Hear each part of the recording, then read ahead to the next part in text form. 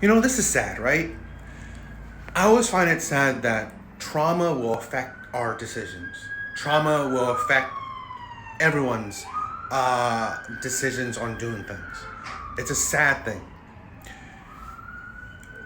An Atlanta hairstylist is going viral after her date invited her to an NBA game, okay, then left him because the seats he purchased were too far away from the court.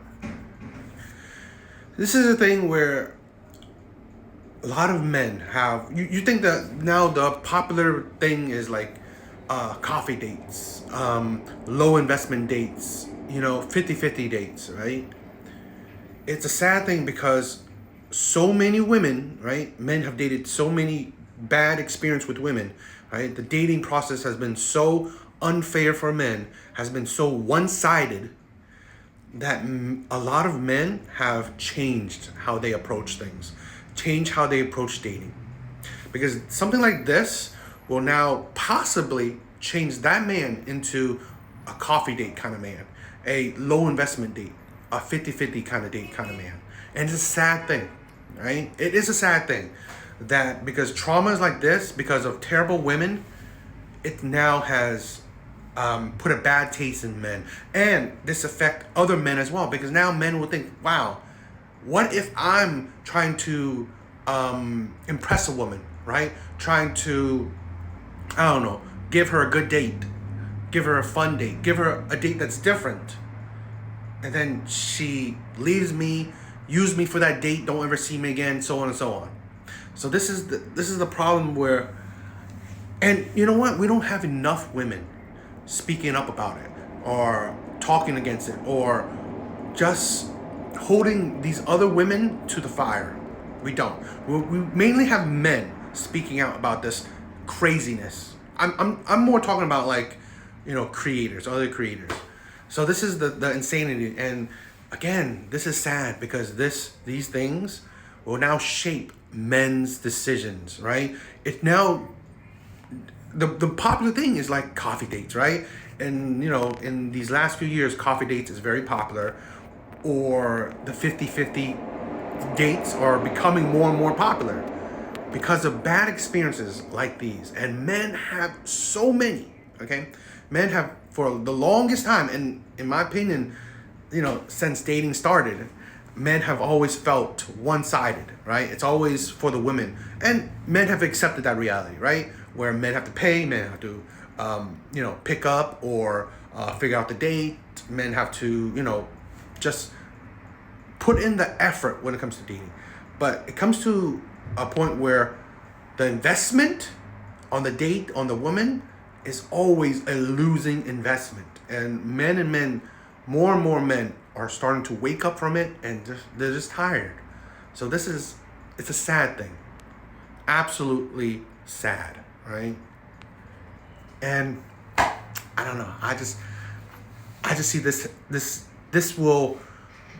is just another domino in the men are changing how they approach dating. This is the insanity of women, right? Why when it comes to men, they deserve bottom of the barrel. They deserve the crap. They deserve the worst of the worst. Why when it comes to women, it's always they deserve better. You go girl, he doesn't deserve you, all this stuff. Because do they ever hear things in reverse? A real woman will deal with a broken man, a hurt man, really? Women would not deal with men's emotions. And this is the thing where, why is it women, it's fine for them to tell you what a real man is. But when men say what a real woman is, there's outrage. That you don't know nothing about women. You don't, it's like always come backlash, but it's fine for women to tell you what real men are. That's the insanity, right? That's insanity, where that is just unbelievableness, right? The audacity, the entitlement, the delusion, the hypocrisy. That it is fine for you to say something one way, but you will not say it the opposite, right? You will not say it vice versa. Women won't say, okay, it deserves, It takes a real woman to deal with a hurt man. It takes a real woman to deal with men with children, like fathers, single fathers. No, you don't hear that stuff. It would take a real woman to deal with a man that's trying to be on his way up. Like he's broke, but he's trying. This is the thing. It just amazes me. And this is also the thing, right? When men talk about women, it's not necessarily women bashing. It's holding women accountable for the things that they say and do, right? The insanity of it, right? The insanity, the delusion. I just can't believe that it is fine how society paints the picture, right? It is fine for women and supported by women, right? That women can say what a real man is. And yet, if men do it, that's when they get backlash. And here's even the craziest thing, right? Is that what real men do is like deal with the worst of the worst. Hurt women, it's like how difficult those relationships are. Women that have really traumas to them, right? Women that has been with bad men, and now you should be the one you should be dealing with them if you're a real man, right? Bottom of the barrel, women that are just not top, not the prime, or not at their best. Men should deal with women at their worst. And yet, it's just, you don't see it in popular opinion, right? In popular culture, for women to say, for it to be fine, for men to say, if real women should deal with this, that. It's just crazy to me. Can somebody please tell me what it means when a guy tells you that they really, really, really like you, but they never text you, and when you ask them, are you just a shitty texter, they respond with, sorry, I'm busy. Because a girl has a 3-year-old, 2 jobs, training for a half marathon, works out twice a week, still texts everyone back, and I'm just super confused because I still managed to get 8 hours of sleep in.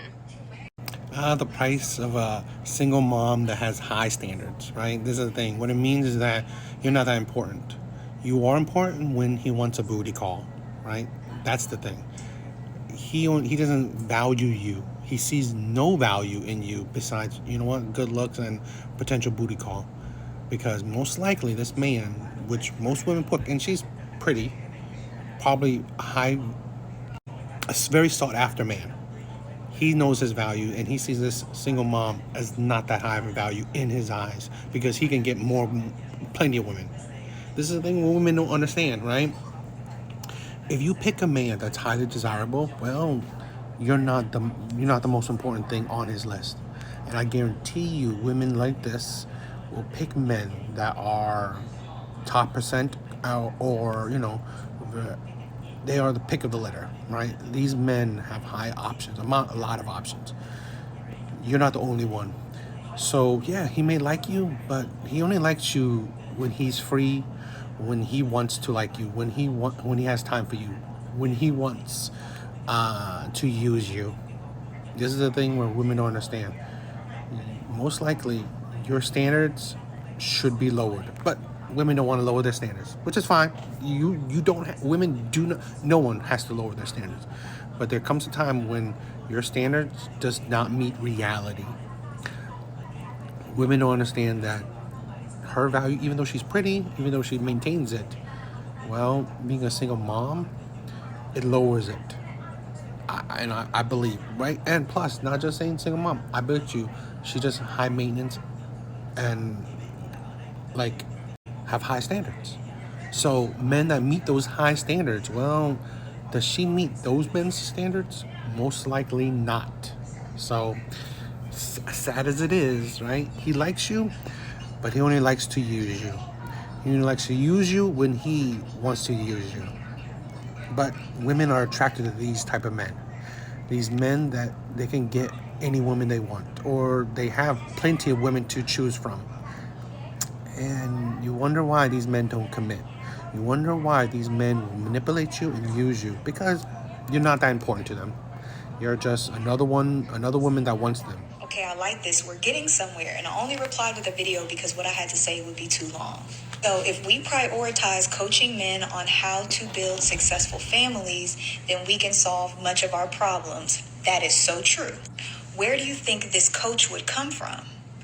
The son's household, right? The man's household. He would watch the example of his father in order to know how to treat women and in order to know how to treat his future wife by watching his father treat his mother a certain way. But if we don't prioritize marriage to say, this is what I want for my son, so my son can have a coach to show him how to build a successful family, how are we going to start the process? When I was single, I said, look, if I'm not getting married, I'm not going to have children because I didn't want to repeat the cycle that I came from. So I made sure when I got married, not only was I looking for a husband for myself, I wanted to make sure that he was going to be an outstanding man for my future son and my daughter. We have to start it. We can't expect men to just learn out of nowhere. It starts with our individual household. So if we prioritize marriage and we don't worry about the men who don't want to get married, only focus on the men who do want to get married, link with that man, and then your son and daughter can see a healthy, happy marriage. That's the coaching. It starts from the house. It can't start from outside. So thank you for helping go back to the main point of the solution is ensuring that we do our best to create family units, a nuclear family, so that our kids have a coach where they can understand successful relationships. This is something that women never understand. Women hold a lot of power. It's like they can't understand how much power they have. They have the power. They hold the power to create the families, in a sense, right? Because at the end of the day, it's women who choose who can become fathers, right? They choose who do they want to create families with. It's women who judge these men. It is women who pick poorly. There will always be good and bad men out there. There are plenty of men that are raised by good fathers, or plenty of men that have morals and principles, but women don't choose them. It's how it is. So I agree with a lot of this, what this woman said. I just think that saying that we need to coach these men, I think there are men being coached, men being taught, or men learning how to be the best version of themselves, to be morally sound, to be men that stand on principle. I think the passport bros, like those type of men, are men that are traditional, are men that want to take care of family, are men that want to, are men of value, in my opinion. There's not, might not be true, but I think those are the type of men that just wants traditional values, traditional relationships. But women don't want them, especially Western women, modern women, right? They don't want these men. And there are plenty of other men, not just passport bros, just plenty of other men. Women just don't choose these men, right? They choose to have children with terrible men. Women today are so gosh darn selfish that this is why so many women get angry when you ask, what do you bring to the table? And their answer is, bring to the table? I'm not bringing anything to the table because I'm not going to allow you to use me. That's why that question infuriates women right off the rip. They don't want to be used. They want to use you. You are supposed to make their lives easier. And if you don't give them a life of upper middle class or lower upper class luxury, you don't matter. This is why you hear so many women saying, I can do better all by myself. Meaning, why should I work a 40-hour-week job with a husband? Why should I be paying rent with a husband? Why should I be doing any of this stuff? But yet, you work harder. Single women work harder than other women because you do everything by yourself. You just don't recognize it until it's too late.